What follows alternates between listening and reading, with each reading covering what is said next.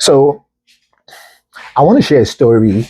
It's a true story that happened to me, and I just felt like I should just share in this episode of those crazy Belano stories. So there was a time that I was homeless and I was just looking for something to do, and I just believe that if I find if I get a contract like a painting contract, I'll be able to get off homelessness, like get money to rent my own apartment and all of that. So one day while I was walking around looking for a place to stay, I saw I saw some guys that were fixing POP, and while they were fixing their POP, I walked in, told them I'm a painter, blah blah blah. I just shared my story with them. So they were from Anambra. They came in from Anambra to Port Harcourt. So we became friends. Actually, I go there every day from the church I was leaving, and I'll start working with them.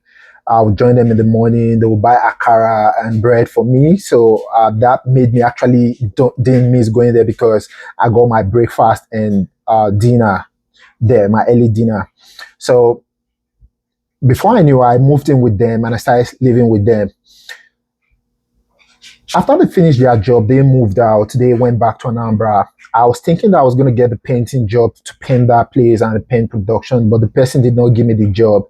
So the house owner, so I started looking for something for myself for me to do.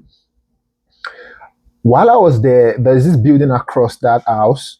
There was a young lady there. She was a single mom who had one daughter, and she also was looking for job. So we would go out in the morning together looking for something to do. So that we would look for a job. We'll go to boutiques, go to restaurants and all of that, hotels, and it was hard to get a job. When I get there, they will say, "Oh, you're a graduate of chemical engineering. We can't give you a job." And it went on like that. She also was a graduate of accounting or something like that too.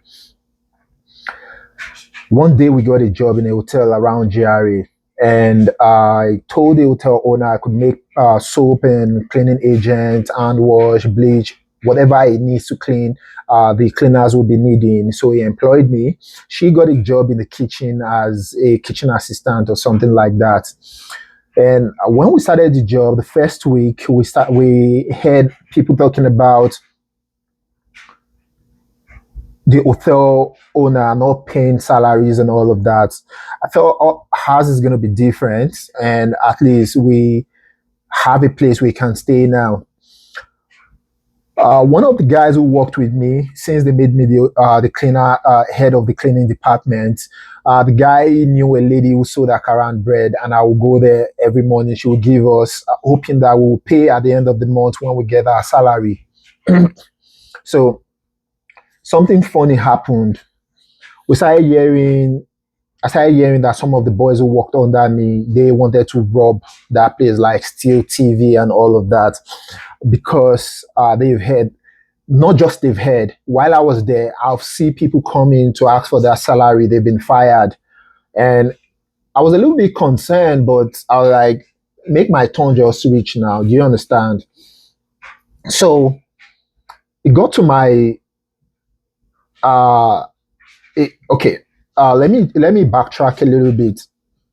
So I spoke to the guys and told them that let's just wait first before you guys do any crazy thing. Let month end, we'll get our salary, and if we don't get our salary, you guys can either report to law enforcement officer or just look for better means. But if you guys are stealing, if you get caught, anything bad can happen to you. That was what our conversation was. So because they knew I was against their plan, they stopped carrying me along with the plan. So one day, I went to the hotel owner and told him that I was going to church, if he can just help me with something, 500 naira.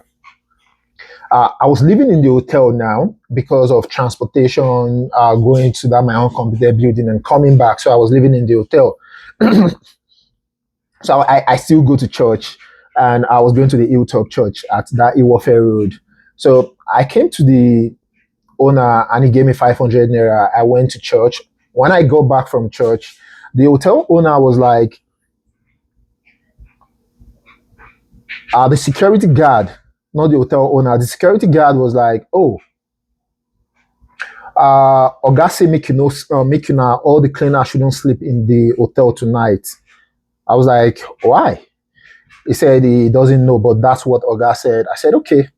I went into the laundry room where my poly bag and my clothes were. I packed them and I started going. As I was leaving, I saw these guys. Those guys who were my the cleaners. I saw them in. I saw them in the bar. They were just sitting down in the bar. I was like, guys, oh, they say Ogasimi will no sleep here now. They said, no, not only you, Ogasimi can no sleep. It felt a little bit strange, but I don't know what just prompted me. I just picked up my bag and I went to my uncomputed building. I walked and I jumped the fence because since I wasn't sleeping there regularly, the owner of the house had come and padlocked the place. I just jumped the fence and slept. Around 4:30, I just got a call, surprisingly. I got a call. And the hotel owner was the one who was calling.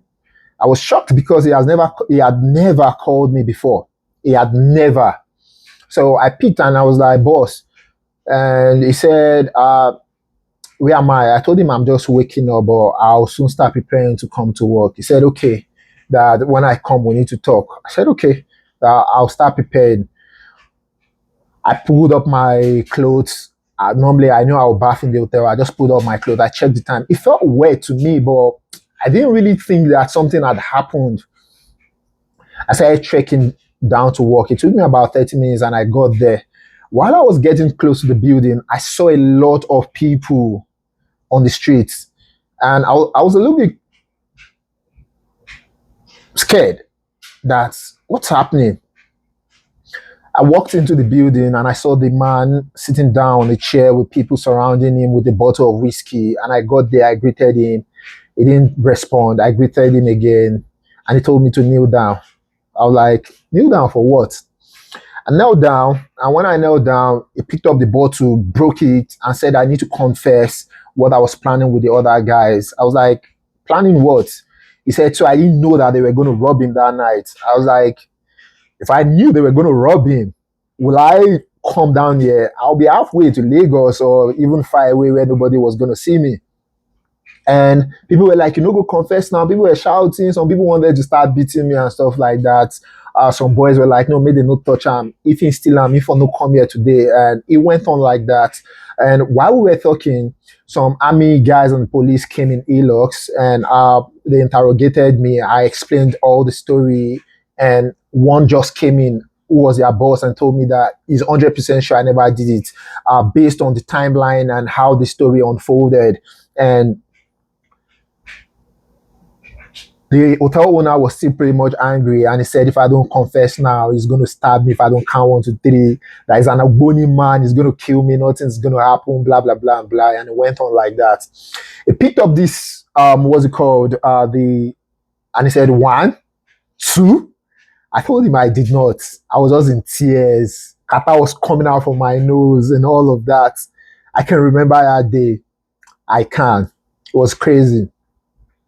So they had caught the DJ because he planned with them so that they could steal. He pretended he was sleeping so they could move his laptop and he would say they stole it too. Then he would escape and go collect it too because they were already owing him 2 months' salary.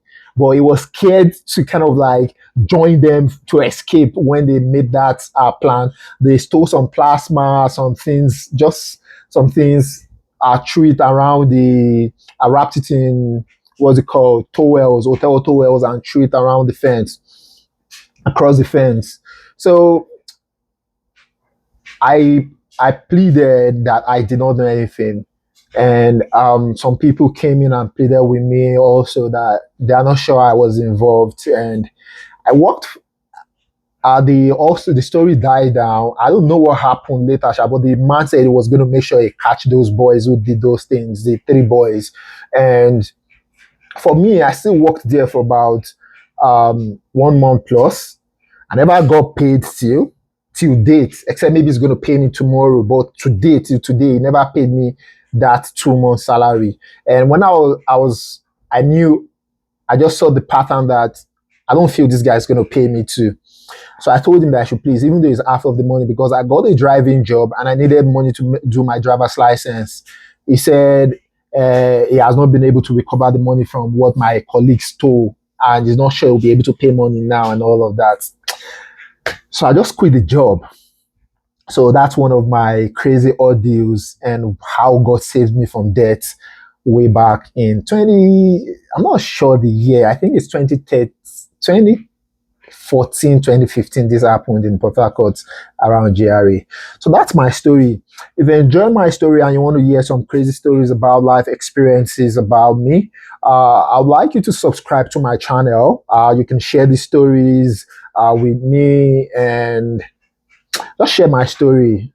You know, I encourage people. I share out motivational digest and motivational stories and just stories about how life can get better for you regardless of how bad it has been. So my name is Basi Ekbo, but a lot of you know me as Belano or Bells. Please like, share, and comment. Just tell me your thoughts in the comment section below. Have a great day.